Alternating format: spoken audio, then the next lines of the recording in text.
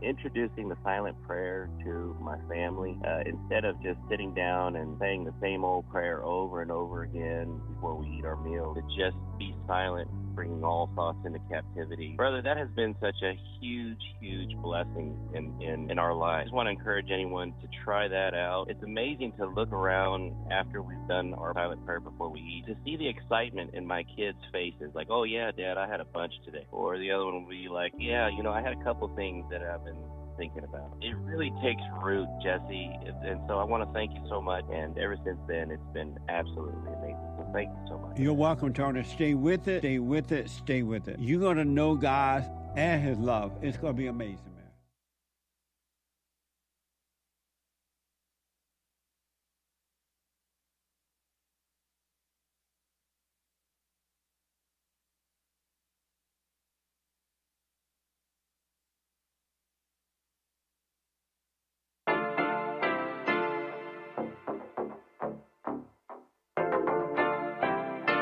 Isn't he Mexican? Colombian. He calls himself American. What is this? Anchor Baby. And in this corner, it's the American Anchor Baby. Daddy's home. That's an offensive term. People find that hurtful. You mean it's not politically correct? Excuse me. I'll use the word anchor baby. He's an anchor baby in Canada. Tell him we still rolling with Trump, too. Anchor baby, the whole thing sounds horrific. You're just making it sound like immigrants are these horrific, greedy people. Ustedes pueden aceptar mi negocio o aceptar las consecuencias. Plata o plomo. So you would be considered white, in my opinion. You're the blackest one in this room, I think so. And what happened was his mama got pregnant on the other side of the border, and then a few hours before, just before it was time for him to pop out, she jumped across the border and let him fall on American soil.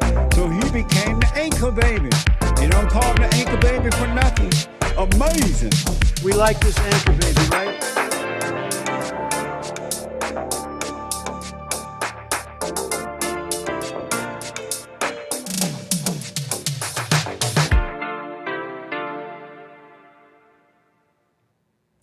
Hello, I'm the American Anchor Baby, and this is my show. Thank you for tuning in. How you doing, everybody? Coming in from the network shows.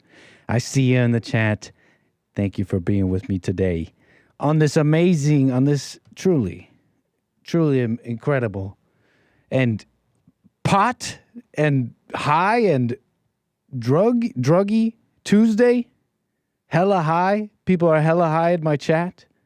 I disavow, as some say. As one man famously once said, maybe more than once. Welcome to the chat. Welcome to the show. Thank you, the American Anchor Baby. We're going to get into it. I got a couple things that I want to show you, about CNN. You know that it's fake news. We already went through that. 2016 already happened. But people are so fake. I just got to show you some stuff, okay? You're going to have to give me some time to get into it. I saw this little video, this UFC fighter, Bryce Mitchell, a little bit old, a couple weeks old, but an amazing video nonetheless. He's defending his lovely candy. I'll leave it at that. I almost can't even speak on it until I must. So we'll leave it for that. How you doing, Santino, Tom Bell, Kevin, Rome? Welcome, Kale. Thank you for being here. Flat Earth Victory, Lord Spike Protein, Show Sugino. I haven't seen you in some time. Welcome, Carver, Albert, Terry, Falconing, everybody. How you doing? So, Bryce Mitchell, we got some things here, and I finally have a reason, which is not really a reason at all, but somehow finagled a reason to show you Shawn Michaels, the Heartbreak Kid. We're somehow getting a chance to speak on his name. Even him. Shout out WWE. You guys remember, right? You guys remember doing power bombs, doing DDT to your cousin? Come on. You guys remember. Don't act like it's all fake now. And okay, we're messing around. 888-775-3773 if you want to talk to the Anchor Baby. Welcome. Appreciate it. Rumble.com/American Anchor Baby. How you doing? What's up, DLive.tv/Anchor Baby. /Gorgonzola. Very nice. Very nice. Okay. So what was I going to do now? I'm logging into this. Oh, someone do me a solid. You can't call me right now, but someone in the office, if you could come in and turn on this little thing here so that the people could call. It's called Stack. You see that it has no light. Go ahead. Thank you, sir. All right, folks, just give her a minute. Give her a minute to turn on. You know, she's an old girl. She's an old girl. She's kicking on. Give it a couple minutes. You can call 888-775-3773. And you will be connected to our call screener and be promptly put on the queue to speak to the anchor baby. So I'm perusing the news a bit. June 11th headlines, CNN.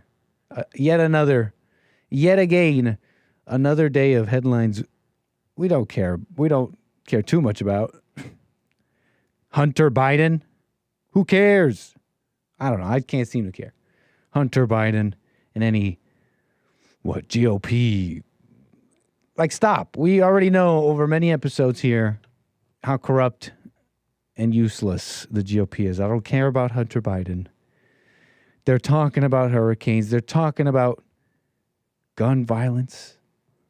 Joe Biden will address a major gun violence prevention conference. Looks like we might have to deal with that, but at least for now, we don't have to.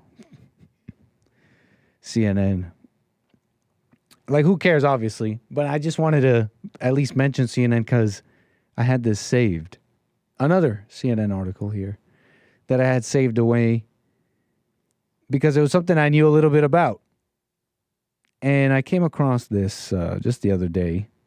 And I do believe it's not a new article, but they gave it so much attention. Look how snazzy this page is on CNN. So snazzy. Frozen in time. We're going to have to refresh it on this. Look, we got animations. We got mountains.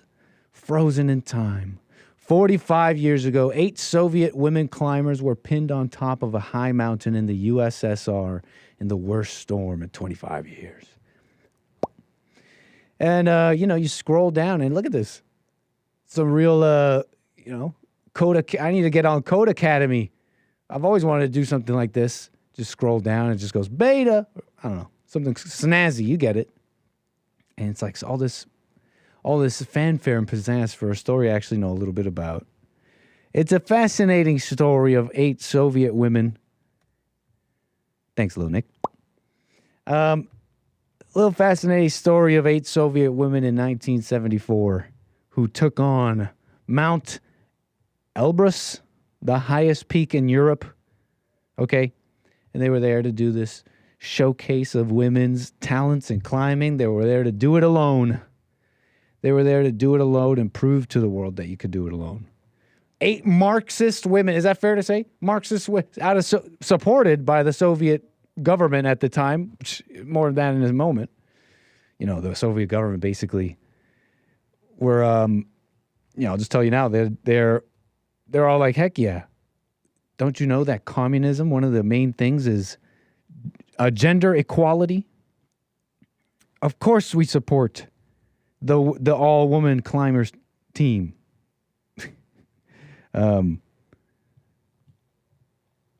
Right? The Soviet government supported it. And, here it is. They received official backing, okay? Included providing resources, logistics for the expedition. Because they supported these ideals. You understand? Of gender equality. And I got that, I'm getting that from CNN. I just wanted to get it straight, okay? Part of a broader initiative to promote gender equality, okay? Which this support aligned with the Soviet ideology of demonstrating the physical and mental resilience of its citizens, particularly highlighting the achievements of women. You understand? It's communism. So anyways, 8 Marxist women, they go up to mountain, and they're like, we're going to do it alone. And this is a very nice, snazzy website. It's so nice and cute, but these women died. Okay, these 8 women died. You understand? And there's some interesting info on it. If you're interested, look, check this out. Male climbers recounted that the women lived in the base camp like a well-trained ship crew. They observed strict discipline, trained rigorously, and did 2 preliminary hikes in order to adapt to the altitudes.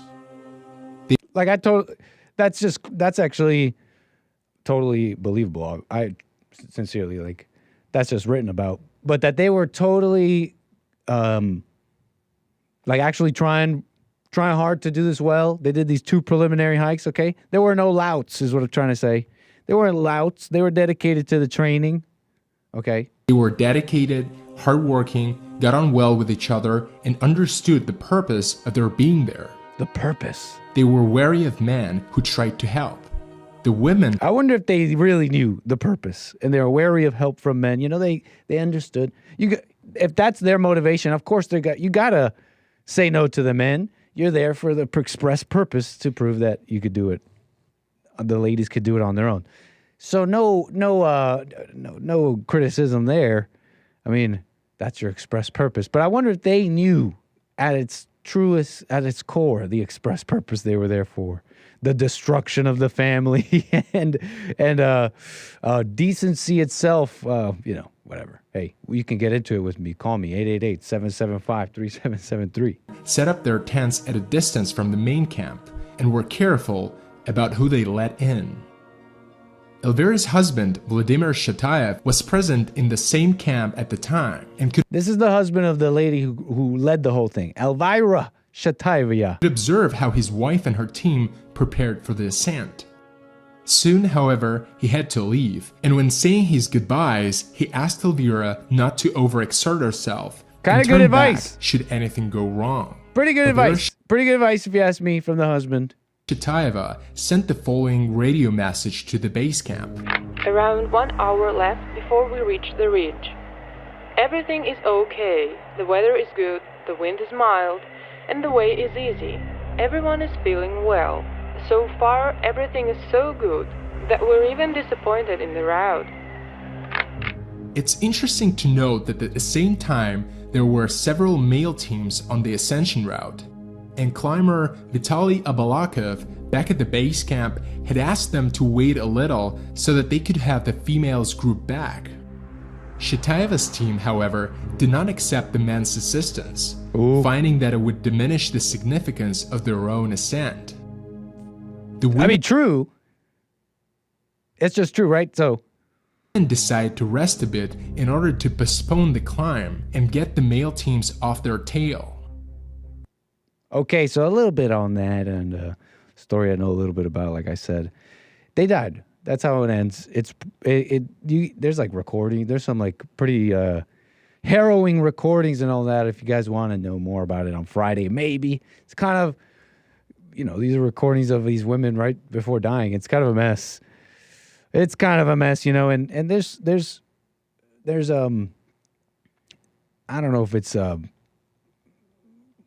you look it up, and in the CNN article and all that, it's they make it clear they downplay their status when they're up there and the storm hits and it's pretty bad. They downplay it a lot. One of them was injured and they decided to do it the way they did it, and it ended in tragedy, as you are hearing. A little bit of the peak Lenin tragedy, and the Marxist women supported by the communist Soviet government to make this a grand, proof to the world, ended like this. And it's a disservice. You look at this website. And they dress it up. Look at this. It's just like so nice. And you scroll down and it gives you this information. It shows you Elvira. Look at Elvira here. Elvira. I am Elvira. I am master of sport. What are you?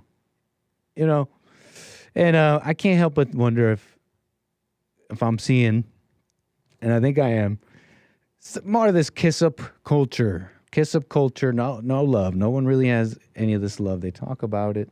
They say we're supporting the people. We're supporting the women, such strong women, as you know. And a total disservice, an absolute disservice, weakening everybody. You understand? We could be learning. Okay, we could be learning here. Seeing the nature of people, the pitfalls of the ego. Okay, the rest of the world would see this and would, some would, be shocked and gossip, but people generally, I think, would know there was evil afoot. The ego pushed these women, whatever you even feel about women's role or whatever, that we could all agree the ego pushed these people to go farther than they normally would have, put themselves in danger, and it ended like this. And then people look it up, time goes on, the articles get made, the developers make snazzy articles, which feels a little bit like, what's the word here? Just dressing it up nice. You think about schooling and education, a lot of stories and history, dressed up. And then you get to, as time passes, people bring up these stories again. And they come up with whatever conclusions.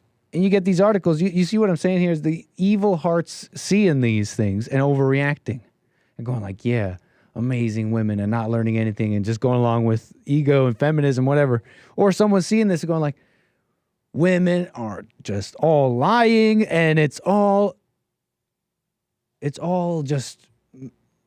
messed up. All women are the same. This whole society is a mess.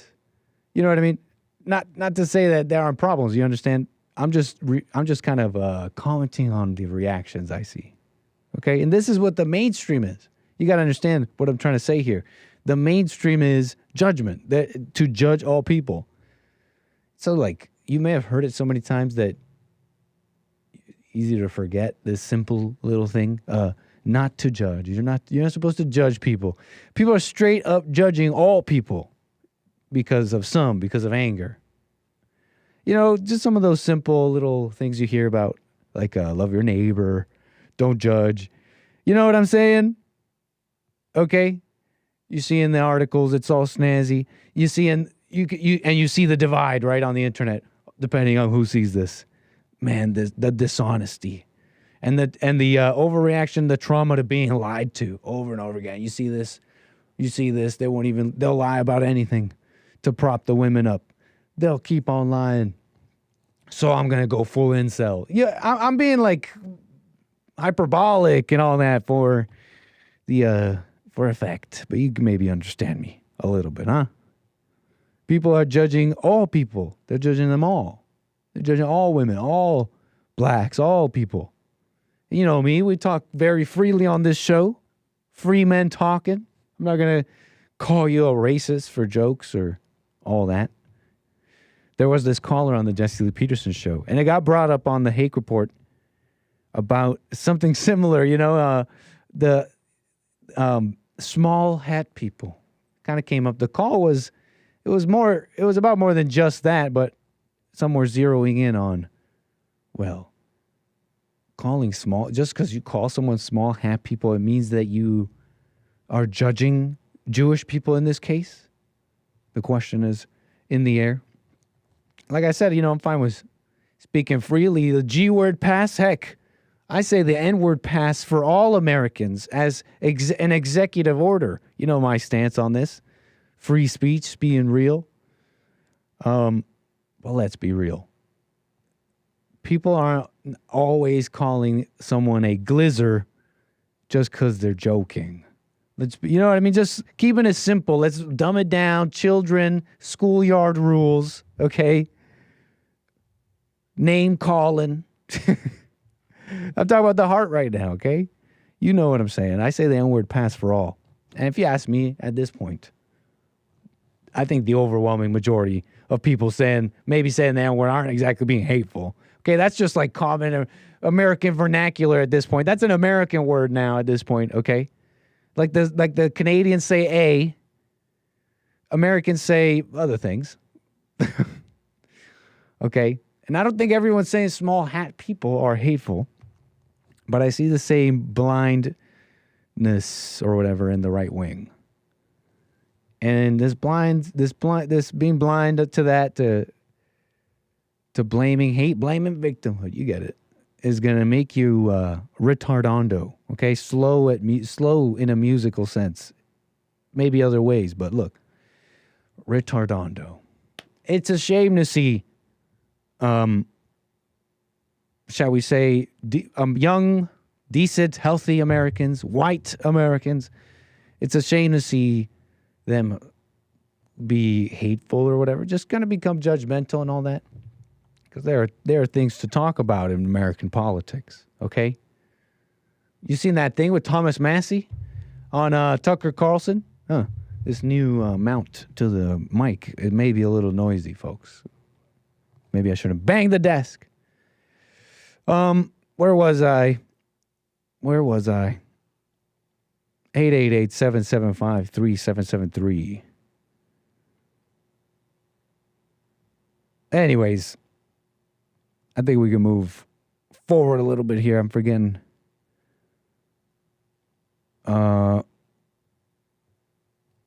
Anyways, look. The white man waking up. Check this out. I just came across this like today. Saw this it's a few weeks old, okay? I'm seeing it now. Bryce Mitchell, he's some UFC guy, okay? He was on the Twins podcast. The Hodge Twins have a podcast. You may know the Hodge Twins a little bit. They had Bryce Mitchell on. Bryce Mitchell has some choice words for Ben Shapiro, and you know a little bit about him. He was Candace Owens' boss up until recently, after some controversy, I guess. I guess it's not... Is it fair to say, if I was reporting the news, if I'm like reporting the news to be totally accurate, can I really say that it was because of like this or that, whatever? Anyways, look, it was like some Israel criticism. I tell you right now. We're talking about Bryce Mitchell right now, and fuck you, Ben Shapiro. And he's got some choice words for Ben Shapiro. I need to show you this. Watch this. I tell you right now. Fuck you, Ben Shapiro. I'll beat your ass. And look, if you mess with Candace Owens, I promise you, if you lay one little greasy finger on Candace Owens, I'm going to beat your ass. I'm going to roll up on you, shirts off. I'm going to have the twins with me. We're going to beat your ass because you mess with Candace Owens. Face. We're going to be looking shirts off, me in the middle. We're going to look like a 6-foot-tall Oreo coming at you, buddy. We're going to stomp your ass to the ground. Don't you mess with Candy, baby. I'm telling you right now. I don't like Ben Shapiro. I'll say it to his face. Bring him on the show. Why? He's like Candy. He's calling her Candy. Oh, Candy. Candy May. I think I'm dying. Oh, man. So is he just UFC hyped? Is he just like hyped, UFC fighter guy? Maybe that's the vibe. Maybe that's the energy. You know the vibes. But is he Southern? Maybe it's a Southern thing. Maybe he's spicy. I don't know. I'm not as cultured as I thought. Maybe someone can tell me. Or is he a little black? You know my theory. Everyone's a little black now. American society shifts ever blackward. It's just true. He's ready to fight. He's ready to pull up. Okay, over words. And the energy is funny. Free men talking. I'm not going to say he's like threatening. That's a crime. Come on. I'm going to say banter or whatever.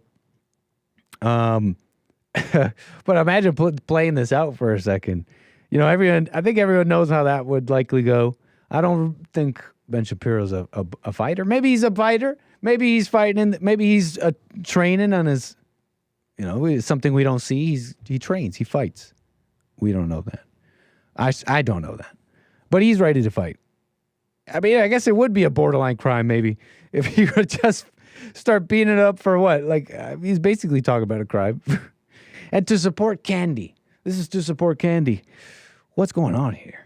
Look, I don't know if this is quite Auslander House. The white man I don't know. I just don't know. Very suspect of the white man turning black over the black queens and getting all active. Or am I seeing this wrong? I'm just saying. Look, it's just an amazing clip a little bit. It definitely made me laugh. Hodge Twinslow was like, what the? Bryce Mitchell, definitely, tough. He says, bring him on the pod. He wants to maybe debate him. I don't know. It's unclear. Maybe it's unclear if he wants to debate him or fight him. But hey, free speech and all. Debate away if he's down. I don't know what fighting's gonna do. And I just like I said, I'm just making this point. It's a joke. But yeah, I'm suspect of the white man turning black over words. Over what too? Candace Owens. She's what? I guess dedicated to not raising them kids is what we're supposed to understand here. I know I'm messing around with that too. You've heard it on the network. It's funny, but it's true. And she's back. You're hearing she's back. Hake Report talked about it. Great call. TheHakeReport.com. Look, you're hearing she's back. And many of us also see the writing. Not on the walls, in between the lines. It's not necessarily on the walls. But she is dedicated to not raising them kids. Yeah, the shirt off was alpha. That's tough. But Candy, come on. Look. Anyways, look.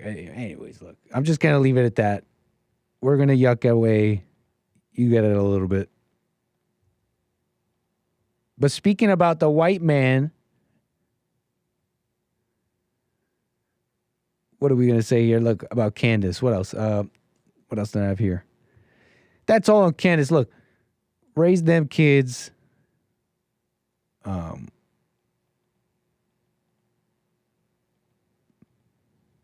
Whatever. I forgot. Something about politics. Whatever. Politics. Thomas Massey. Like, there was Thomas Massey was on Tucker. I saw that a little bit of that. He's talking about like AIPAC and all this money. Basically money, and these Congress people, and they got people in their ears. It's crazy. What else did I want to say about that? I'm lost. UFC, Bryce Mitchell. Look, speaking about the white man, let's just move on. Speaking about the white man having a little black in him. Speaking about that, the white man having a little black in him. We're going to Sexy Red. You know Sexy Red. You know who I'm talking about. Thank you, Lord Spike Protein. We're back. Don't worry. Sexy Red. She's like a rapper, no? She makes music. I've spoken about her a little bit. I've warned you about the am I allowed to say Buddha meat when the sun is up? Is that American Anchor Baby friendly, or is that Friday? Because I told you about the BM and to be careful. Because, the whole society is all like animals right now with the whole BM stuff. Like, yeah, like, just like, give me that bigger, make it bigger. And you don't know the connection. You don't know the line, the connection between that and ratchet. You understand? You understand? So no, like Charleston White says, no Buddha meat. Okay, that's the last time I'll say that.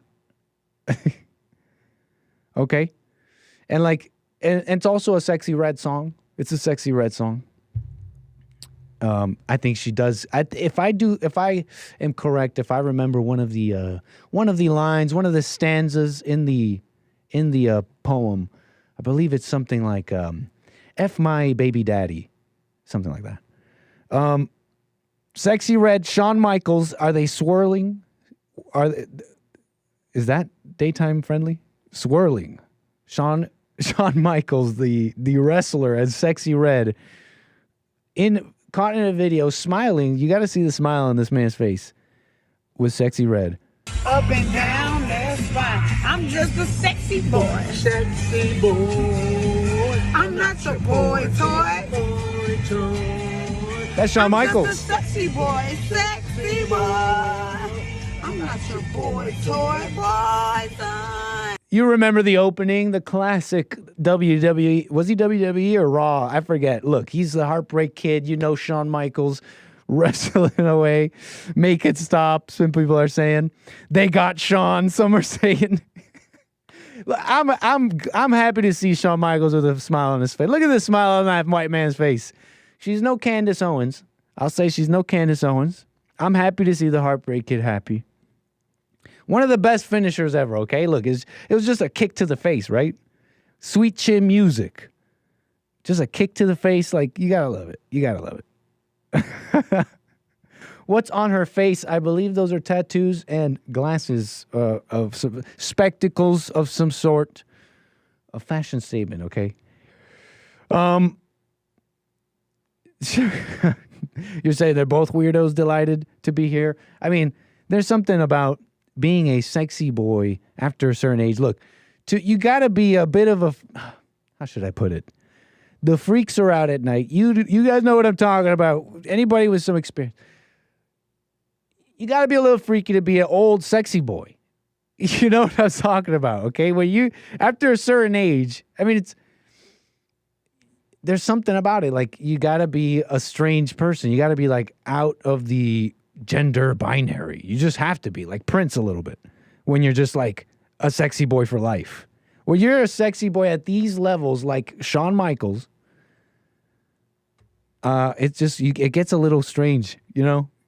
Gets a little weird, like pride parade weird. But whatever. We're messing around with some names of our past. Wishing Shawn Michaels well. Sexy Red is, you know, they ask about, people wonder about authenticity in rap, right? I'm talking about people are like, sexy boy, where's Nick getting this? That's his intro. That was his intro, his entrance music when he was a wrestler, a wrestler. I don't know if he still is.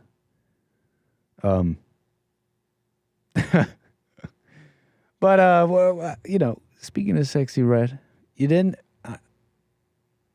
in the news, won't be left out of the news. People wonder about authenticity. Is you really gangsta?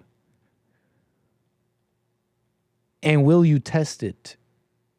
Test my ratchet? Is that what we should be saying now? Test my ratchet?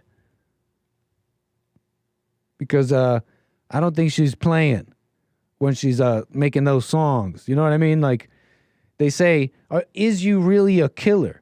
Well, I think Sexy Red is really ratchet. She's not playing around. And I think it's why it's actually pretty impressive, you know, in music and the music industry and all that.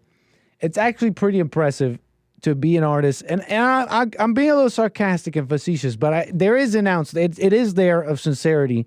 It is impressive to be about it, okay? Okay? And remember, before you judge, this is her at some airport. They're fighting. They're literally brawling at the airport like you've seen in these videos.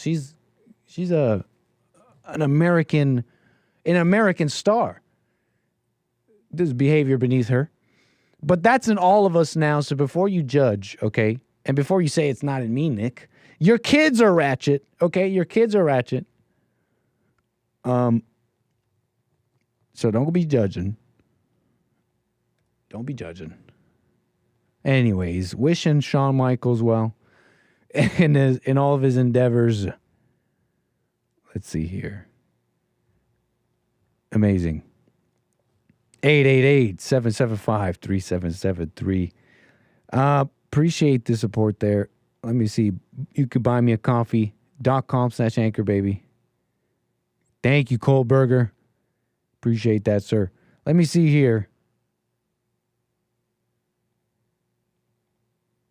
We got Members, thank you for that. A member over there at rumble.com/American Anchor Baby. What's up, GMD Jim? D Live? What are you talking about? I don't know the lore. Are we wishing him well, GMD Jim? I don't know where he's been at. I haven't seen that name in a while. Okay, where were we?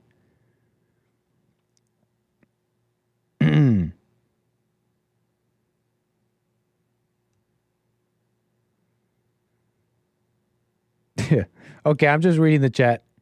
Appreciate it. 888-775-3773. Society, you're looking at Sexy Red a little bit. They're you got Sweet Shit. They got the Heartbreak Kid. Okay.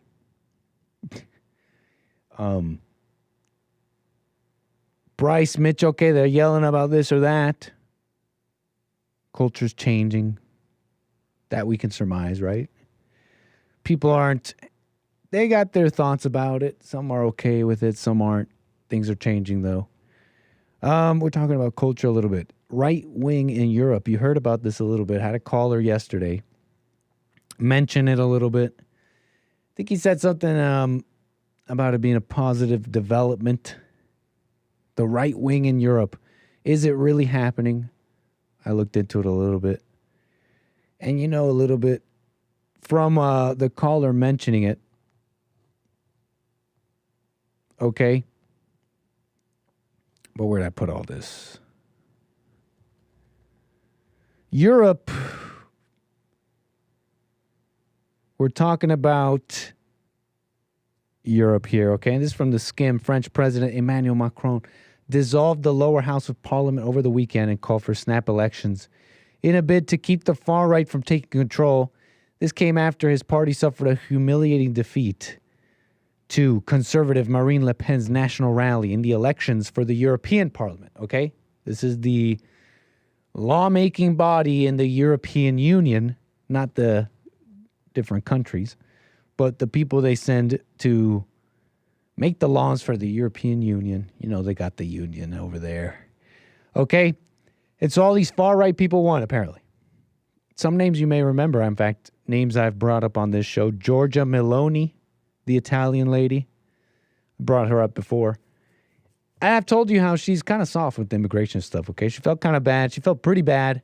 She felt totally bad, let's be real, about these people on the boats, on these dinghies and all that, trying to make their way to Italy.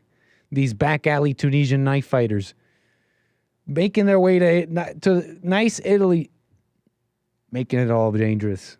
She's actually expressed that deportations in certain respects, like some other European nations are doing, are too far, she says. They're way too far. Giorgia Meloni. Baloney, lady. Marine Le Pen in France. So you have sort of mixed results. In fact, I think someone brought up on my show yesterday, the caller, about the Europe stuff. Hungary, I think they brought up Hungary. I forget. Viktor Orban apparently didn't do too well. So it's a shifting moods and politics here. It doesn't seem clear of a far right, of an actual right wing shift here. Maybe somewhat. I don't deny that. But that's what's going on a little bit. A little info on what got brought up yesterday. The far right in Europe. Will they change Europe? Will they save it? They're getting invaded.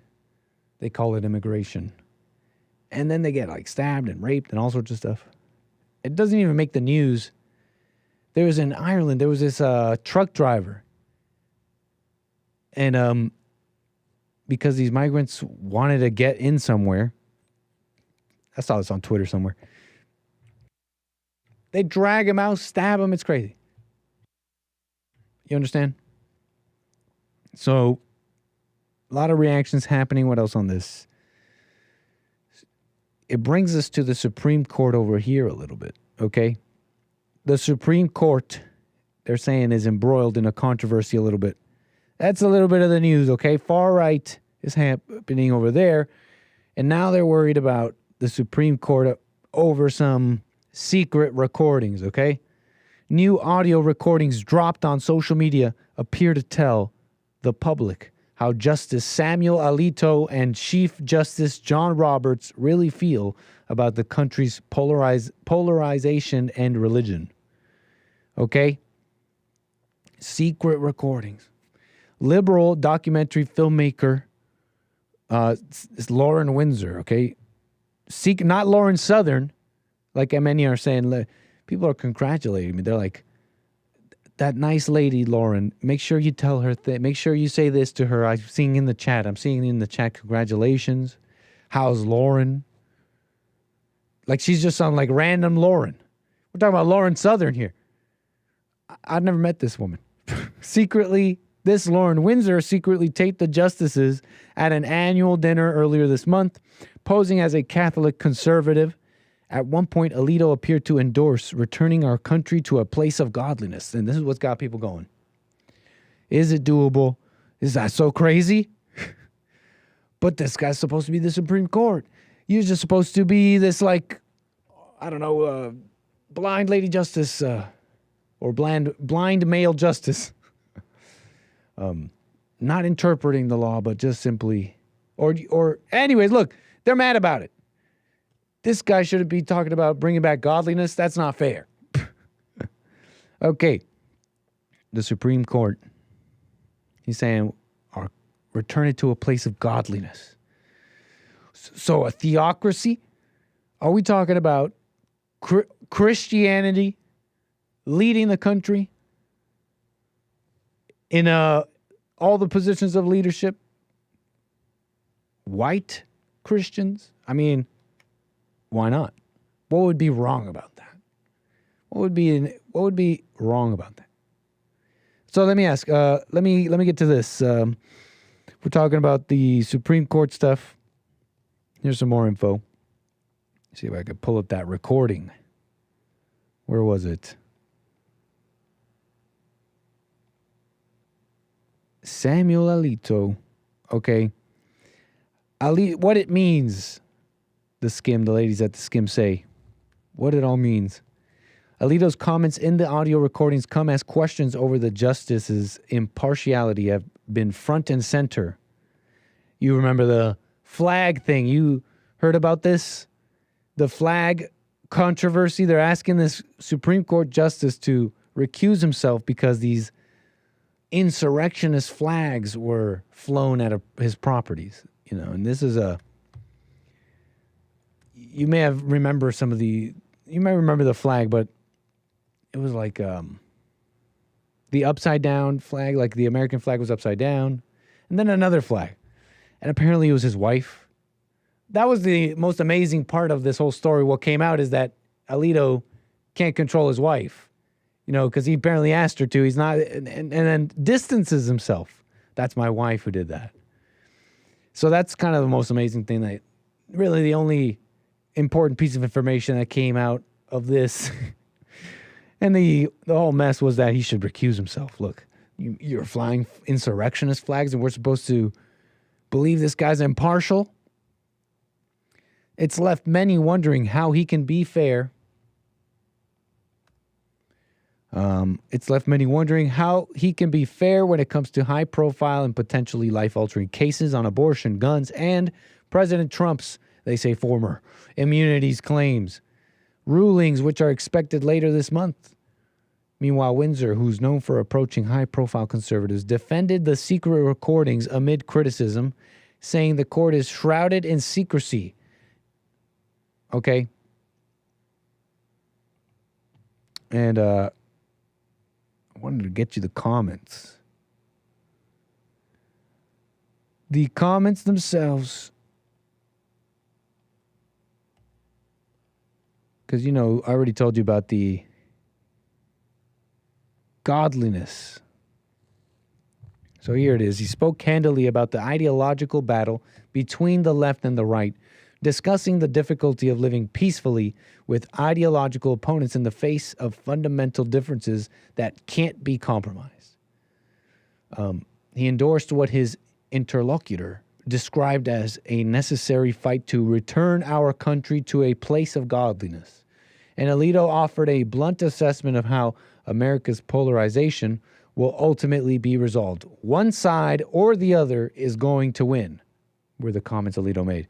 And he made these remarks in conversation at the Supreme Court Historical Society's annual dinner. Okay, and so that's where that happened. This liberal documentary filmmaker got these recordings. It's got people wondering. But it brings up what I think a lot of people know. It can't be even controversial to say this. I guess it's controversial because he's a Supreme Court justice. But isn't that asking an impossible thing of someone? Yes, they're a Supreme Court justice, but to ask that they have no opinion about the country, isn't that an impossible? You're asking something impossible of someone. I'm not saying they can't. I don't know the law. I don't know the level of their work and all that. I'm not making a commentary on that. Should they be impartial in a case and all that? Sure. But to say that he can't say what we're all thinking, you know what I mean? Like, we're talking about differences that can't be compromised when it comes to some of this stuff. And I don't want to just put that out there. It can't be compromised. These definite statements. I'm not telling the future here. I'm just letting you know that's what it's like right now. Okay? So, Samuel Alito, what else here? Fundamental differences. The difficulty of living peacefully. You know, there's people who want to secede in America. We might get to that in a sec. What else about the SCOTUS, they call it, the Supreme Court. Roberts. Saying what everybody feels. Oh, yeah. Saying what everybody feels, but hold on. On that topic, it's like, well, then what should be done? We're agreeing there are these two sides, in a sense. One side has to win. There can only be one. What improvements can be made? Can we talk about it?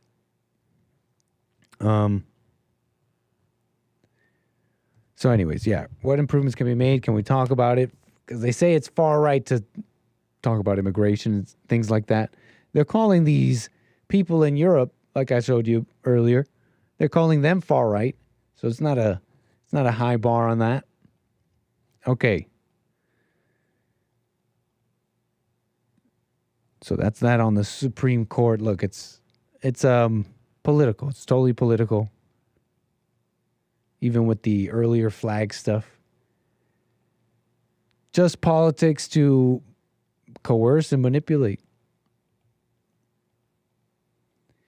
Because what do the far right people want? Like, what seems to be like normal things. What do the godliness people want? Alito, Roberts, would like to see a return to some kind of godliness here. What could be so bad about that? Like, tired old arguments of, is it just going to be the same tired old arguments of what? Religion doesn't, it shouldn't be in the government. Oh, separation of church. Like, what? Tired. You see in the people on the streets, they're stabbing 3-year-olds. They're stabbing 3-year-old children. They're literally, they have open racial hatred. They have like this hatred, and due to being like animals, is directed at a race, misplaced, and it's going around, right? It's going around. It's all shift. They're all doing it. Empty suicides. You're when you see like advertisements and companies and schools, they want to showcase their best of their best. It's someone in a wheelchair. It's someone who's sick. It's someone who's got a mental problem. And it's every other month. We got to look at how broken and sad and depressed everybody is, but let's show them love. Yeah. Well, we're going to keep doing the same tired old arguments. Like, don't we want to see something change? Obviously, it starts with us. It starts at the individual on what you can do. But we're having a conversation about it. Well, this guy said he wants godliness. What do we want here? Okay, anyways. A little bit on the Supreme Court. Okay. Supreme Court. What else about this?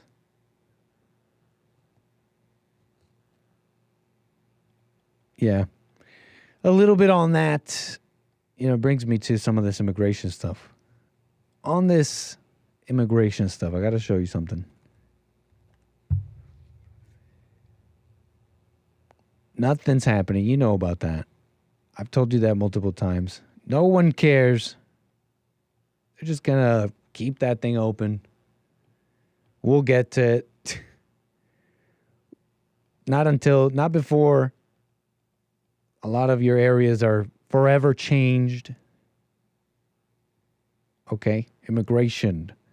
Apparently the American people, on this topic, it always highlights, and not always quite clearly, but any research into this, you can't help but notice the disconnect between the public and the government here. How the public actually want a lot of this reforms and changes and laws.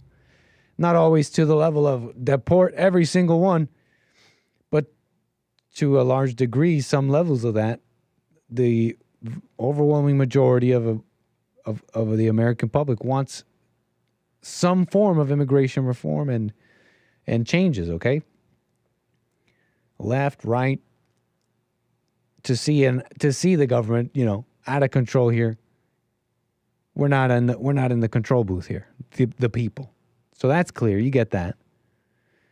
On this demand, though, apparently the people, they might be radical and demand mass deportations. It might be like that. It might be like that. Some people are, in fact, they're shocked about some of these statistics coming out. Polls show 2024 is shaping up to be an immigration election. That's a Center for Immigration Studies. Major topic. Some say it's because of what Biden's been doing and just the situation itself. The situation itself, just seeing it in a clear, sober way, just looking at the border, just seeing what's going on. It looks like it might have people with an opinion here, off the fence, so to speak. No pun intended. So polls show 2024 is shaping up to be an immigration election. Big, major issue here for the voters, according to some. Fox News and Harvard-Harris each just released their latest polls, and they reveal immigration is shaping up to be the main issue in the 2024 election. The only real question is which party will be able to seize the issue. Fox News poll was conducted by Braun Research between March 22nd and 25 under the direction of the Beacon Research. Okay?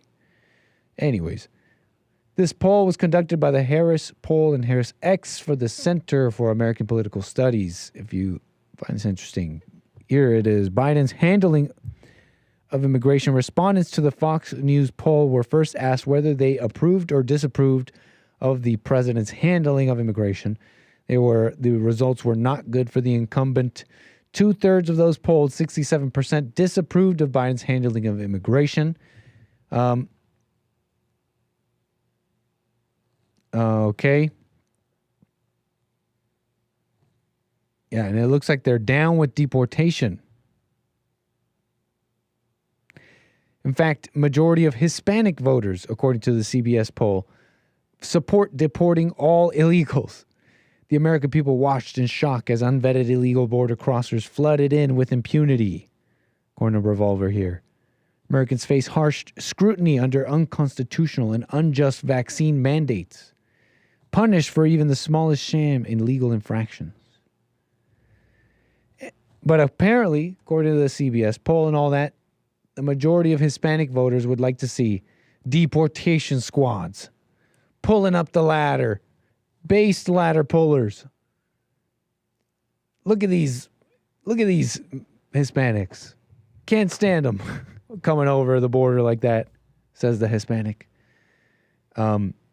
Very base. Data like this really complicates things, says the revolver. So the Hispanic voters want them all gone. 62% of Americans back mass deportations of undocumented immigrants. Radical stuff. You know, it's got CNN reporters a little bit surprised. Oh, wait, hold on. What's going on here? Oh, I have it muted. Okay. You know, we have a lot of the campaign rhetoric speaking of what people say they would do. You've seen the Trump campaign talking about mass deportations. We tested that in a general way in principle. Would you support a new government program that would deport all people living in the U.S. illegally? And that finds majority favor. That finds 6 in 10. It's strongest among folks who are MAGA. It's strongest among Trump supporters, but also from some Democrats as well.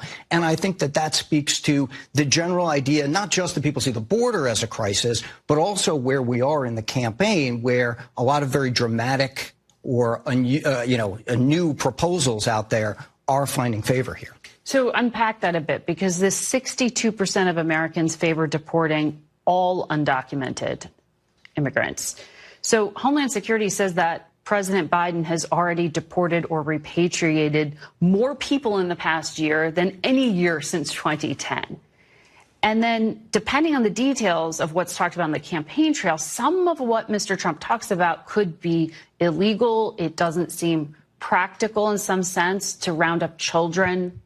And then we know that the courts have questioned whether local authorities would have the ability to do it, and federal authorities don't have the resources. So what exactly do people think they're supporting? Well, when you measure public sentiment on this, or really just about any policy, you're getting a sense of direction. You're getting broad brushstrokes. But those kinds of details, well, that's often up to the legislatures and the courts later on. We tested even the idea of should local law enforcement be involved in this? And a lot of folks do say yes. Again, the details of that, the specifics, you're not going to pick that up in an aggregate public opinion. They weren't tracking the Supreme Court decisions. Undoubtedly not. But look, it does tell you, though, for the viewer watching this campaign, that what we're seeing here connects to whether it's the courts, what some people say is the politicization of the courts, these ideas of mass deportations, etc. We are in a different era in which a lot of folks say the system as a whole is not working, and all of these, if you connect the dots through them, are part of that reaction against it, which explains some of that general sentiment for some of these policies. It's really just kind of a do something. It's just do something, right? They don't really hate the immigrants. They don't really hate them, right? They don't want to just deport them. That's such a nasty word. Right? Please let it be so. Anyways, look, it's just a little bit on that immigration stuff. Let me see here. Moving things around. Incredulous, maybe a little bit. What do you think? A little incredulous. It's just, how can it be? You mean you don't like diversity? Could it be? Yeah, actually, people don't. People seem to segregate too on their own. Where did I see this? It was separate schools. It turns out in some areas, blacks and whites are segregating in the schools despite, the civil rights movement. I had that saved away for another day, I think. But it's kind of coming up now, right? School segregation 70 years later after Brown versus Board of Education. 70 years later, huh? And this is back in, I guess this was in May, because they were celebrating the 70th anniversary of the U.S. Supreme Court's landmark Brown versus Board of Education ruling. Many of the nation's classrooms remain racially, despite that, many of the nation's classrooms remain racially separate and unequal, according to Frontline. So yeah, just like a month ago, they were celebrating the 70th 70th anniversary of what a big change. You've heard even Jesse talk about it. It's been many decades since then. We can see, not that many decades, but it's been many, many decades since all that. And I don't know if it all turned out so well. Frontline examined one element of the resurgence of school segregation. They call it a resurgence. And so despite all that, people stay separate here. Like all this forcing and love is love and diversity, like all that, it maybe maybe it didn't work. Maybe you're doing it. Maybe you're making things worse. Trying to force people to love each other like that. You know what I mean? Not working out so hot. They're beating up the like white kids if they go to like a all black school. and they're like, I don't know, touching the black kid's hair if they go to the all white school. Or maybe worse, okay? Look, it's a mess. It's a mess, and it's gone. Do you think the culture experimentation has gone too far? Okay? What do you think? Southern people ripping off shirts, wanting to defend candy, go to blows over words. You got WWE, Shawn Michaels, Sexy Red in a new evolution of culture. The Sexy Boy and Sexy Red in a new, I don't know, chapter in American culture. A remix, so to speak. Is it going too far? Are we seeing like grotesque things come out of this experimentation? Is that what we're seeing? Is this one of those grotesque creations, Frankenstein grotesque creations of this experimentation? Is this what you're seeing right now? More of that? The Panda Express burrito? Is this old? I saw this today. Is this real? The Panda Express, is this more of this grotesque chimera of experimentation with culture? You think that's what's going on here? Is that what we're feasting our eyes on? The Panda Express burrito? Is that what's going on here? You know, at some point it's like, okay, cool, it's fine. Like, wow, we got tacos. We got the food. It's like fresh. It's cool. It's different. It's ethnic. It's, and it might be good. Don't get me wrong. Sin is always delicious. But I'm just saying. Ew, Asian fusion. Have you ever had chaufa? Don't just say bad. It's not always necessarily bad. Chaufa. That a Peruvian Chinese fusion. That is some special stuff. Don't go knocking it, okay? But I wonder what the Peruvians had to pay for that creation. I don't know if it came if it was free. It may have come at a price. You see, at one time Peru, if I'm correct here, I believe Peru had like a Chinese president. And that's why they had like a bunch of Chinese immigration. Alberto Fujimori, Peruvian former politician. And I think something happened here. And they got a whole bunch of Asians in Peru. And then you had a mix of the foods. And there was something amazing that happened there. But I wonder, I don't know the story, where my Peruvians at. I wonder if it came at a cost. But at what cost? Sweet and sour chorizo. Nothing says pizza like tacos. Funny stuff. Let's get to Greg out of New York. You're on the air. Thank you for your call. Let me unmute you, sir. Hold on. You're on the air now. Hello, Nick. Welcome, Greg. Thank you for your call. Hey, so I was going to talk about immigration, but real quick here, you bringing up Panda Express burrito.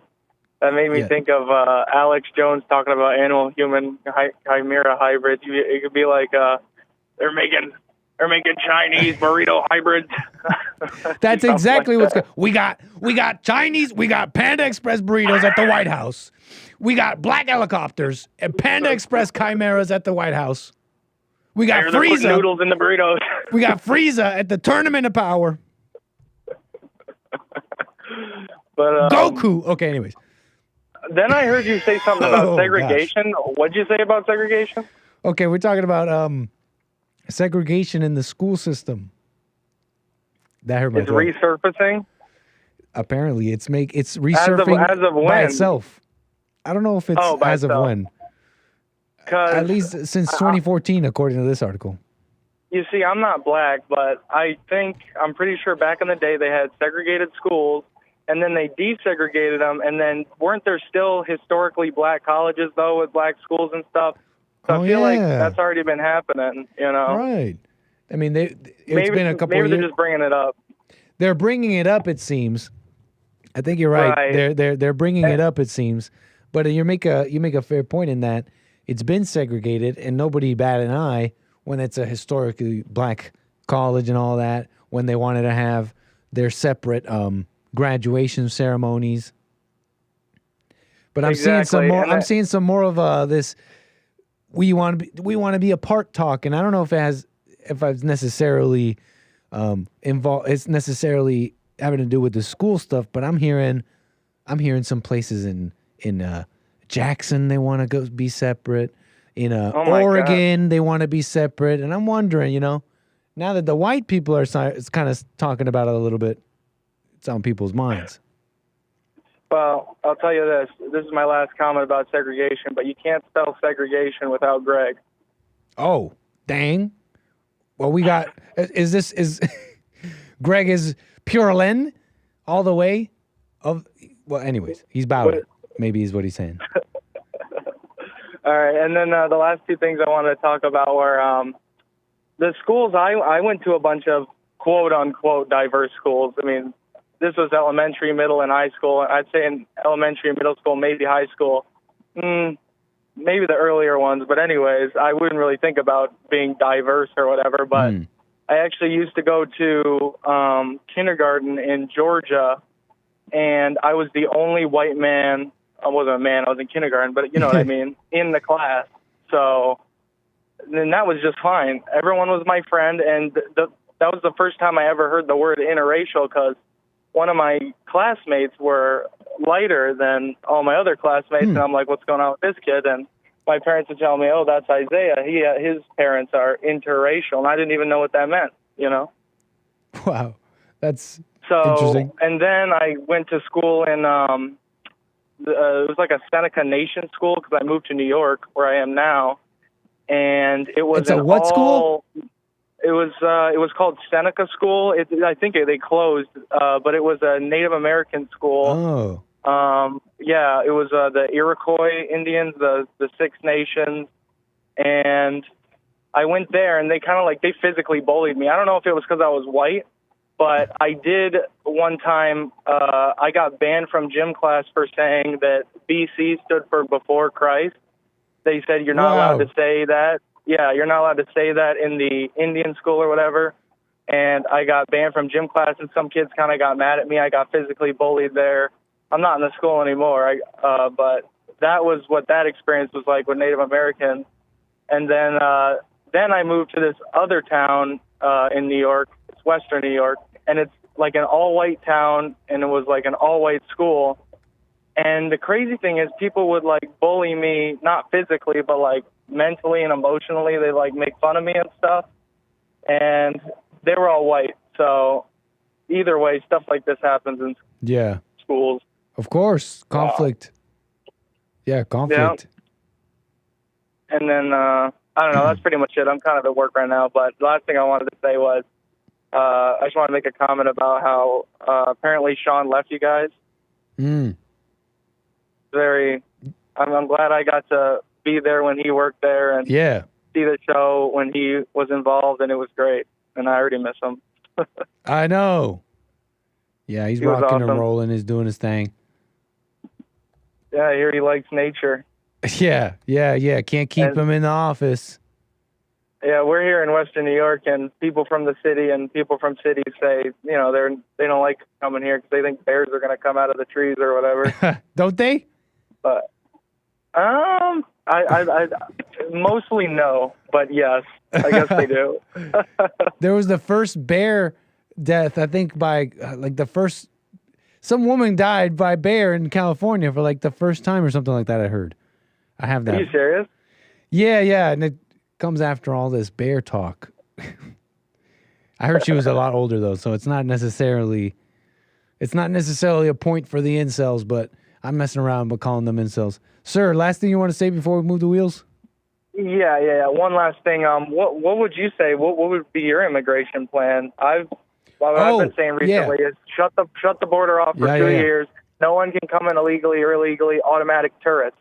And then after the 2 years, we can try legal immigration again, I guess. Yeah, look, you're seeing, I showed you guys some of the polls here. The CNN anchor, a little incredulous. Wow, they want to deport the legal, even the Hispanics, they want to deport them. But, that's really a little too weak, a little too, that's just like making your bed. That should just be obvious. The bar is so low. It's like, deport all the illegals. Like, that's an amazing, you know what I'm saying? Like a grand radical. What is that called? Like a starting point, like it's initiation. That should just be. That should already be done. Default. That should already be the default. That's not special or amazing. And at the level that's been wrong for so long.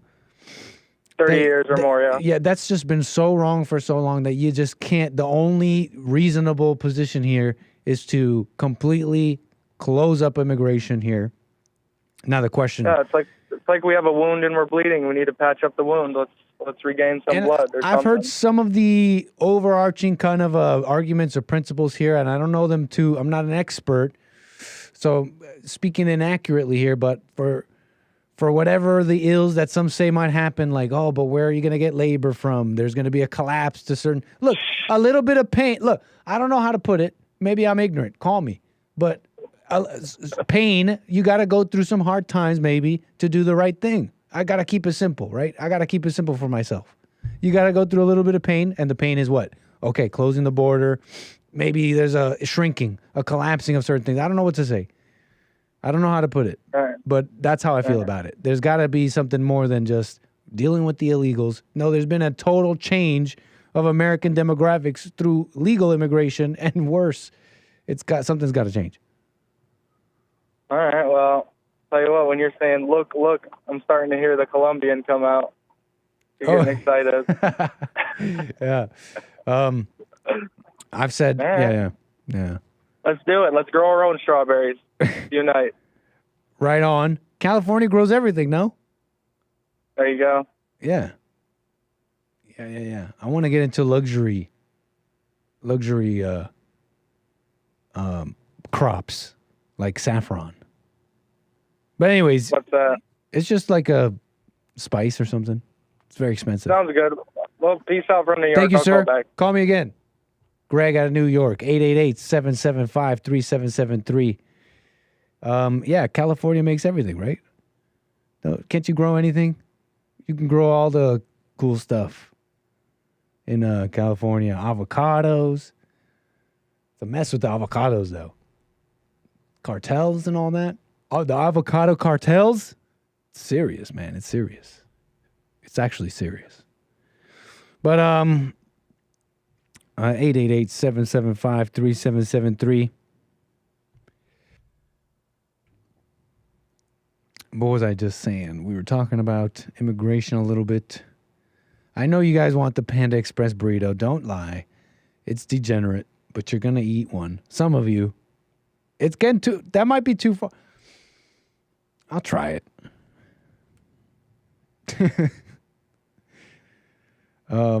Border talk. Look, there's all sorts of wars breaking out in America domestically. There may even be people who want to secede, separate from the country. Maybe not so far. Some do. Some people want to separate. Some people in America want their area to separate completely, be its own country. Some just want to be a part of a different state. We're talking about the borders between the states, and there's disputes. There's total disputes, not unlike the Donbass. Some are saying, no, these are Oregonians. What do you call them? No, these are Idahoans. What do you call them? What do you call them? Help me out, chat. Idahoans. Idahoians. Idahatians. No, that's not right. Idahassee? Idahassies. What do you say? I got your secession right here. Make Greater Idaho great. Idahos. Is that what you call them? I guess you just call them Idahos. You know, people from Idaho. There's a border dispute, which makes me think about war and Ukraine and stuff. 13 conservative counties in Oregon approve ballot measures for secession vote that would see them join non-woke Idaho as they issue list of demands. That's what's going on a little bit. Border disputes. Is this I was wondering too the other day, is this white people wanting to segregate? It might not necessarily be that. It's the conservatives. They're fed up with the liberals, maybe. They want to be part of a red state. They're calling it Greater Idaho. 13 fed-up counties in liberal Oregon have voted in support of measures to start negotiations to secede from the state and join conservative Idaho. Crook County became the latest to approve the Greater Idaho measure. Following a vote on Tuesday, the proposal seeks to move the Oregon border 200 miles to the west, meaning that 14 counties and several partial counties would fall under Idaho state lines. Those are Idahos. Those are Idahos, okay? We did the vote. We went in. We did a vote, and they voted to be part of Idaho. As far as I'm concerned, those are Idahos. Historically, they are Idahos. They are ethnically Idahos, Idahoans. They are. I'm putting up parallel arguments here with the whole Russia-Ukraine stuff. You know, Russia says the area they took, that the people that live there, they want to be part of Russia. They were always Russia. We did the vote. They voted. They said they were Russian, and so they're going to be Russian. And then, you know, the world said, no, they were lying about that vote. The Russians, these communists, these fascists who want to bring back Soviet Russia, they're just lying about that. Are we supposed to believe them? This is Putin we're talking about. How are we going to believe their vote that these people want to be part of Russia? They did that under duress. They were coerced at gunpoint. As far as I'm concerned, says the liberal West, the liberal West in response to the Donbass region and all that. In fact, they said that about Greater Idaho. The allegations did come out. Yarn Hill Advocate reports on this, about the allegations of voter fraud related to the Greater Idaho movement's county elections. A lawsuit was in fact filed against the Oregon Secretary of State and county officials, alleging that voter fraud and suppression was involved. This lawsuit includes claims that election integrity was compromised, and it seeks to investigate and preserve election documents and data. The plaintiffs in the lawsuit are associated with various election integrity advocacy groups and all that. They're saying it wasn't on the up and up. These people aren't really Idahoans. This is just Idaho in their campaign of terror to invade and take the land from Oregon. Where my base Idahoans and Oregonians at in my chat?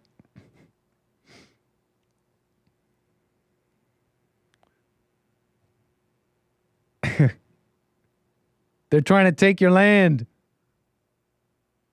So is Portland in one of these? I would highly doubt that, right? One of these 13 conservative counties. Portland is not included, I imagine. I find it hard to believe. Is Portland going? Is Portland becoming Idaho? No, that's not it. That's not happening. The Donbass. I mean, Oregon. Right wing. Is this the right wing in America? Fraud allegations. What else about this? They are seceding. They want to be part of Greater Idaho.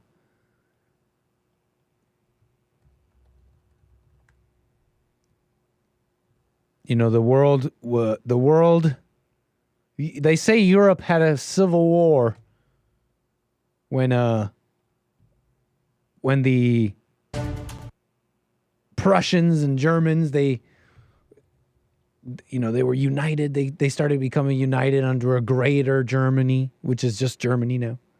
A sort of greater Germany, so to speak. It got a lot of people worried in the world at that time. Are we to be afraid of a greater Idaho? What are the implications? Will they become the nation's leading economic power? I don't know. Voters in Crook County, Oregon have become the latest Oregon county to vote in favor of becoming what's called Greater Idaho. So far, 13 eastern Oregon counties have passed a measure in support of moving the state line, including Malheur and Baker counties. The goal is to get 14 counties and 3 partial counties to sign on to this. Last year, the Idaho legislature passed its own measure to begin talks with Oregon lawmakers about the idea. However, it would take approval of both state legislatures and also Congress to make moving the state line a reality. Within the state, hold on.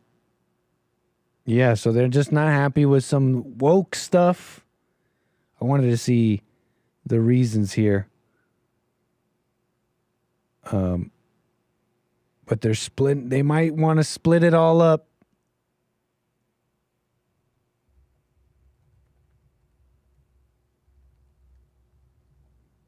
They're done with the woke. You can't teach this to our children.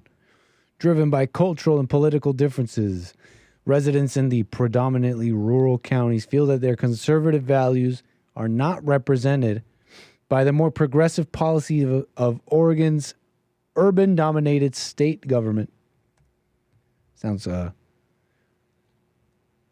familiar. Issues like guns rights, taxes, environmental regulations, and overall governance are cited as reasons for wanting to join Idaho, which they believe aligns more closely with their beliefs and lifestyle. Is it true? Are the recordings of the justices true? Irreconcilable differences amongst the Americans? Appreciate the Rumble rants over there at rumble.com/American Anchor, baby. Appreciate it. Evil is still real. You know it's still real. And evil is still real. That's what we're talking about. Says, I would watch you on YouTube, but I am not gay. Thank you for that. Evil is still real. Says, burritos were invented in California. Means little donkey. Panda Express is barely Chinese. Yeah, right? Panda Express is American, no? Can we just say that's American food? Like burritos are American, no? Burritos are a hybrid Euro/American food. There is no wheat flour in traditional Mexican food. Yeah, the wheat, unless you go to Sonora Town, or not Sonora Town, Sonora. Sonora Town is a restaurant. Sonora, known for their wheat flour take on some of the Mexican food. Sonora. I could be wrong about that. Okay, anyways, look. Thank you, Evil Still Real, for the Rumble rants. Absolutely correct. Has the experiment gone too far, though? Who's getting the Panda Express burrito? You don't even want to say in the chat because you know you'll be judged. It's like smoking. It's like any of these things people do. You heard it got brought up on the shows a little bit. Drugs and alcohol and some interesting commentary on it. You know, there's some wisdom. There's a wisdom to burying it deep under the carpet and far away from the public eye and lying about it. No, I'm joking. I'm messing around. There's a wisdom to not just spewing out all your crap and just thinking it's like whatever, and keeping some of that to yourself and not being dishonest about it. See, I'm quite honest about the stuff going on within me, but to myself, to God, I'm quite honest about that. I don't need to be telling all you. I'm quite honest about that stuff. So there's a wisdom to hiding it, I think. Even like little things like what society doesn't even see as bad. You know, I'll be straight up with you. I'm coming into the office sometimes and I'll have like a Panda Express thing with me. I'm not flaunting it. I'm not walking around like the bag. I'll be opening up the bag and I'll look back because I know Joel's looking at me because we share the same. I don't want to put your business out there, brother. You know, as a Christian brother, you know, our dirty vices, man. Talk about food here, folks. Calm down. Talking about food. I know Joel's looking at me. The plastic's going away. I'm not flaunting it, okay? I'm not going to flaunt it around like, oh, whatever. You could buy it. It can't be that bad. I'll get over it later on in life. No. I'm going to shove it way down and hide it so that I may not cause a brother to stumble. You know what I'm talking about, folks? There's a wisdom to that. Hide it. Can I say something about shrooms? Can I say something about psychedelics real quick, though? You know, I had a buddy who once said to me, you know, Nick, pot is the strong stuff. And I don't know why I never forgot that. He's like, he's talking about like, I forget what came up, but like drugs came up. We were having this conversation years ago. This is like years ago. And he's like, Nick, pot is the strong stuff. It makes me crazy. Like I just paranoid, just crazy. And look, I've talked about drugs before and the society with how they see it and how they're now seeing therapeutic value in some of this stuff, MDMA. I've told you my take on it, of the world.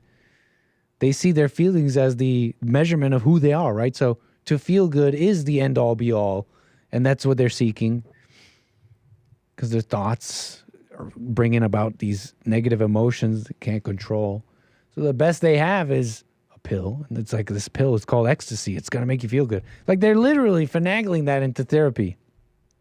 But whatever, you've heard me say about that. Can I say real quick, though, about psychedelics a little bit? You know, you're watching the Joe Rogans. You're watching the people, and they're talking about pineal glands, and they're decalcifying their pineal glands, and they're taking the DMTs. They're doing the ayahuascas, and they're like, yo, man, it's like spiritual, bro. I'll just say, look, you're watching the Joe Rogans, you're getting excited, you're booking the flight to the Amazon to take the ayahuasca with some shaman. Just calm down, please. Okay. A lot of these people, they're like the most like, they're like normal people. They're just normies. Can we say normies? They're just normies. They're listening to Joe Rogan. They want to meet the elves, the DMT elves, and they want to take the ayahuasca. They're not ready. They're going to get one-shotted. They're gonna get one-shotted by a 5-dimensional demon, ayahuasca demon, okay? And they're just like, da-da-da-da-da. I just saw Joe Rogan take ayahuasca and his spirituality, and they're gonna get one-shotted, just one-shotted by a 5-dimensional demon. and a headshot, you know, it's just I'm just in the DMT world. Oh, look, these are the DMT elves. Bow! Obliterated. never to return. I've seen some of the most like stable, rock solid mentally dudes become fetal position mess. Will I ever be okay? I can't think right. Some of the most on some of the psychedelic stuff, okay? So just be careful, folks. Just be careful, folks. On some of this like next level psychedelic stuff. And even the pot too. I mean, the pot is just I grew up in the world I grew up in, it's always been strong, okay? And it's just getting stronger. I saw some stats that some of the office was sharing.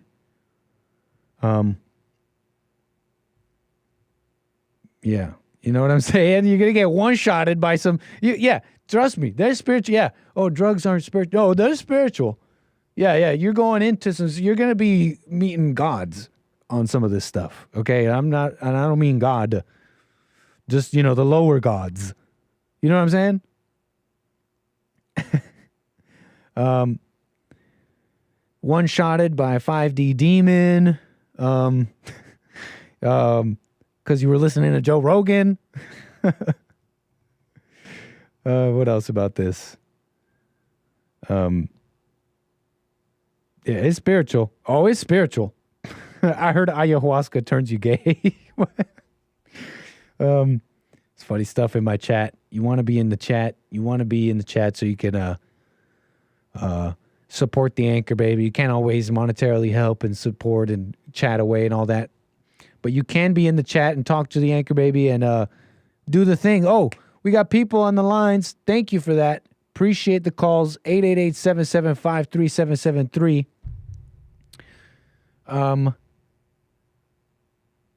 Let's get to Mr. Pink. Sir, you're on the air. Thank you for your call. What's going on, Nick? All is well. We're fighting off the 5D demons. We're trying to stay grounded. Dude. I was saying in the chat earlier during Joel's show, I didn't really get to speak to him much because I had some customers roll in, so I figured I'd call and kind of have a moment here. I was saying in the chat earlier, people are all like, oh, it's a spiritual experience. Bro, you can't forget that demons are spirits too. Yeah. For real. Remember that the first game that the dang devil played was he was trying to play God. All right? And that's why he got cast out from the beginning, because he was like, oh, I can be God instead of God, right? And so you're going to see spirits, and then most likely people are like, oh, I met God, no hate on 𝒔𝒐𝒄𝒊𝒂𝒍𝒔. He was saying in the chat, well, I found God through psychedelics. I'm like, are you sure you found God? Because, you might have been seeing the devil, bro, and he might have been playing like he was, because I don't think God's going to show himself to you like that. Possibly. I just don't know. I would advise, if you ask me though, like I will stick with, like, if you were asking me advice, I'd be like, no, stay away. Like 5D demon, you're going to get one shot. Like you don't even have the right equips. You don't even have the right skill tree on this. Like what are you even doing? Like, if you ask me for advice, but again, I don't know people's hearts and all that, simply foraying in the spiritual. What if simply foraying in the spiritual realm wakes you up to certain things? But anyways, you were saying? Yeah, you got a point there, because I'm like, okay, so maybe, you're an atheist or whatever. Yeah. And you see the spirit realm in like an altered state of mind, and you're like, oh, that actually is real. And then that kind of like brings you in kind of like a fearful state in a way to being like, oh, I was wrong about the whole believing in nothing. So, there's a possibility that you could come around to some understanding of spiritual knowledge in that. But you just be wary, because I don't think God's going to, just like Jesse says, that those voices are not God. Yeah. Like, don't be misled. I don't think God's going to show his face to you because you're eating some mushrooms or something. Yeah, I would definitely advise against. Yeah. Anyway, my original reason for calling is we were talking about that Idaho thing. So is it Idaho's? Idahoans? Idahuas. Idahuas. Oh, yeah. My bad. My apologies, folks. The sun is up. The Ralphie Cifaretta. Idahuas. That is funny. No, I was thinking about, about the ballot measures that have tried to go through in California over the past however long. There's the most recent one where they have been proposed and split in California into like 5 states. Have you seen that stuff at all? I may have heard something about that. I was thinking of California when I was thinking of secession and stuff. Yeah, so it's like they got Southern California, and then like there's something about like mid California where it's mostly just the farmland and like all those strawberry fields that go on forever up the highway. And in Silicon Valley, they talk about making Silicon Valley just one state, which is like small. It would be like kind of like Rhode Island looking, smaller. And you got Northern California and then like Central or something. So it's like there's like lots of possibilities, and I don't see that as being like that out of pocket. Could be a possibility of happening because, America's been going for like 260-ish years, and we've seen all the different, changes of states and the map changes, the lines changed. West Virginia happened. The whole expansion out west. They figured out. Those lines have changed numerous times in a very short period of time. So it's not necessarily like, what do you think? Do you think it's like a possibility? Because I think, honestly, it'd be probably better off if California It's all a wouldn't. possibility, if you ask me. It's all quite possible. California, Greater Idaho. I mean, look, they're having votes about it. They're showing at least some political will about it. So it's not necessarily far-fetched or even necessarily just bad. These are just people dealing with each other, and the lines are being redrawn. I have to wonder though a little bit that, as time goes on, obviously things change, but it seems to me like there are different seasons, and it seems to me like there was maybe a season of total stability and the lines aren't being changed at all. But in this time of conflict, not unlike the time that you're describing when the lines were first drawn, in this time of conflict, it seems like all sorts of lines are being blurred. Does it seem like that to you? Yeah, absolutely. I mean, if you look at the voting map of California, literally the only blue areas are like LA and surrounding like San Diego and basically San Francisco Bay Area. You look at the rest of the voting map is literally all red. Like all the farmland on the interior of the state, most of Northern California, like most of Southern Oregon is red. The only really blue area in Oregon is like Portland and the surrounding big cities around there. But like that's very, very like kind of like outweighs what the real status and like what the real people in the state like think. So I personally feel like the big city centers shouldn't have so much of an effect on the entire landmass that is like California. You know what I mean? Because that those farmers in the middle of the state who are doing all that work and basically providing the like big economy that is California to the entire nation, they don't align with a lot of these woke values and things that are going on in LA and San Francisco. So something's got to give with that. How much do you think that would change the electoral map on a national level like that when divvying up California, Greater Idaho, stuff like that? When you get these red areas separate from the cities, how would that change? If you split out LA, like Southern California, and like the Silicon Valley out of the population mass, right? Like they would. Of course, you got your electoral map is based on population, right? And California gets like I can't even remember the number, but like a massive amount of electoral votes for this huge landmass. So they would have to divvy those out, and I think that it would absolutely affect.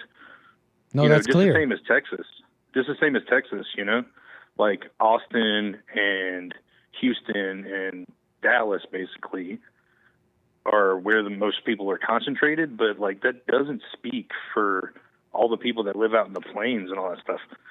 So no, that's clear the way you put it. Yeah, if there's like 40 electoral votes, for example, and they're all going blue, they're all Democrat because they're in California because the majority, is saying so here. If you broke that up, you'd get like 17 blue, and then you maybe. I'm following now.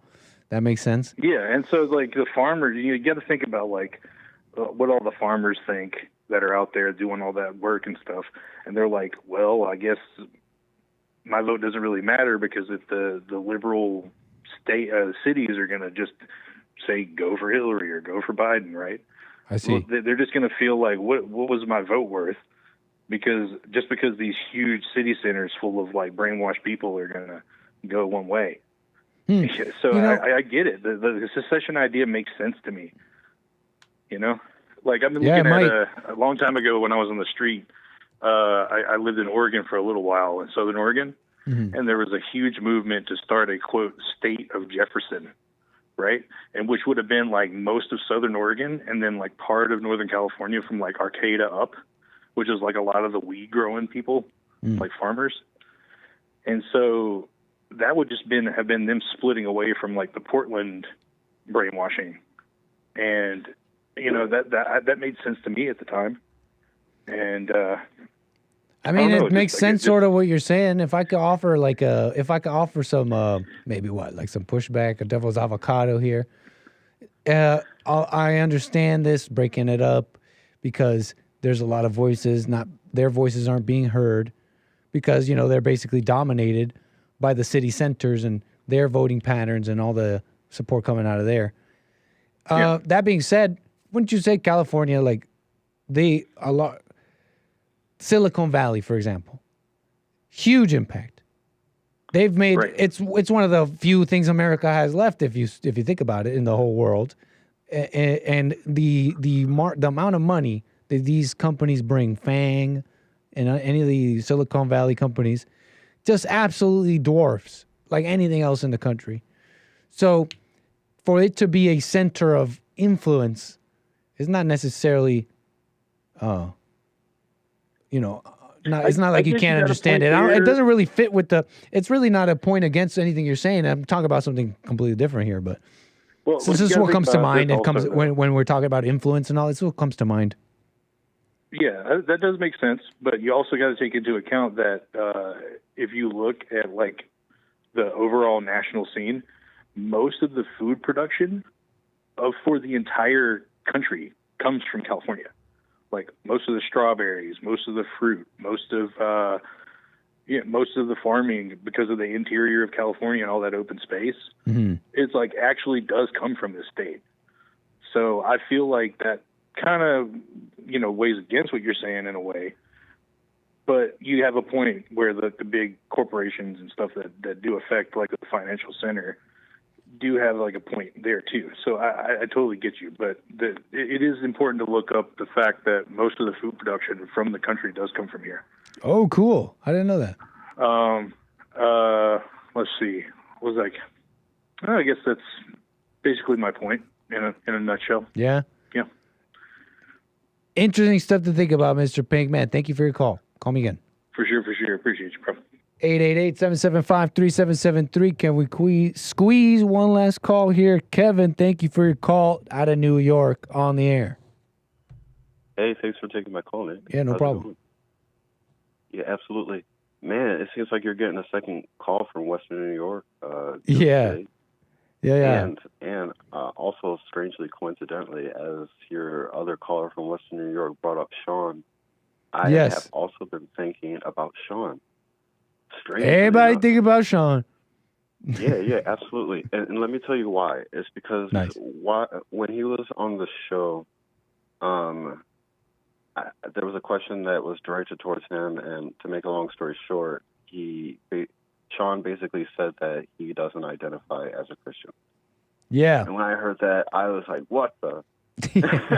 But anyway, I thought about that. I'm like, that's really, really interesting. But like usual, I have info. I wanted to interesting share with why? you in the audience. You go on. I'm sorry? Oh, yeah. All right. It's this saying that I found from an apocryphal book titled The Gospel of Philip. It has to do with what I just mentioned, identity. Okay? That's basically what it is, to sum it up. Now, I dare say that we probably live in a sick country, sick world, because people drive themselves absolutely crazy trying to identify as something. And then, strangely enough, you can see that people also might drive themselves crazy trying not to identify with something.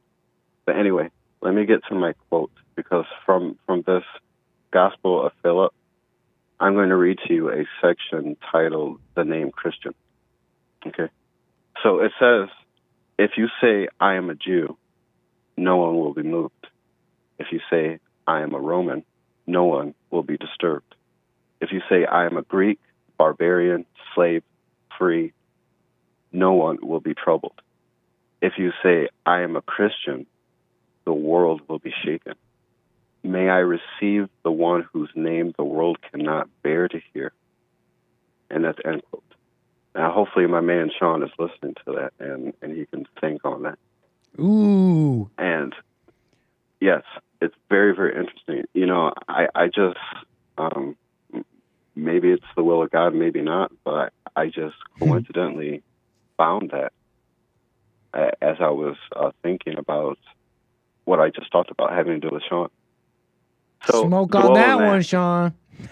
Yeah. That's funny, man. And also, go on, please.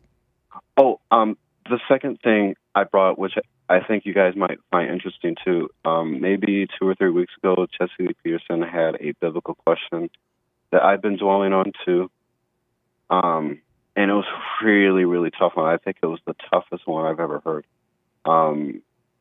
The biblical question being, which is easier for you to say, that your sins have been forgiven you, or to call yourself a sinner. Okay? And so, just like that quote from the Gospel of Philip, I've adapted this for myself, something that I've heard from the Bible. I think I have an example to give you guys. When you say the Bible here, do you mean, when you say the Bible here, you mean the Bible? The actual Bible? Yes. I actually don't even know where in the Bible this comes from, but to get to it, Jesus was talking to people and giving them an example of 2 different people who was going to the altar of God in worship.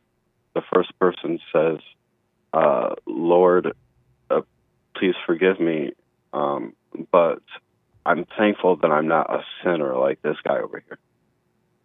And so the second person just beat his breast and humbly says, Lord, forgive a sinner like me. And Jesus went on to say that the second person was justified in his asking for forgiveness for sins, while the other did not. So I go off of that example, and how I interpret that is, yeah, we can call ourselves a sinner, but the alternative to this is, I guess we better be wary of not forgiving our own sins, is what I'm trying to say. We have to be wary of that. Well, yeah, because to put it simply, I don't think that we have the authority to forgive our sins in any way. It's just something that the Father can do, the Father God, and it is the authority that He also gave to His Son, Jesus. So that's basically it. Are you still there? Hold on. Oh, okay. It's not the same as you think. It's not. I've heard him saying that. I know, but these are like lost books of the Bible. It's not like a person and like how. Let me check it out then before you. But these are we've been through this exact one with Kevin, and with Kevin it's okay. With this particular thing, it's totally okay because it's not what you think it is. It's not like me being grinning and thinking. It's not me grinning. It's not me grinning and. Wait till I check it out. It's not me grinning. It's not me grinning and just like being weak about something. I was actively aware of what he was saying there, and I was okay with it because of what I could be wrong about this, but that's how I see it. Okay, let me look into it. I'm actively. You understand? Let me look into it. That's fair. I could be wrong about this, but just so you're aware. But just so you're aware. We just, huh? It's going out. Why? Go ahead. Why? I don't know.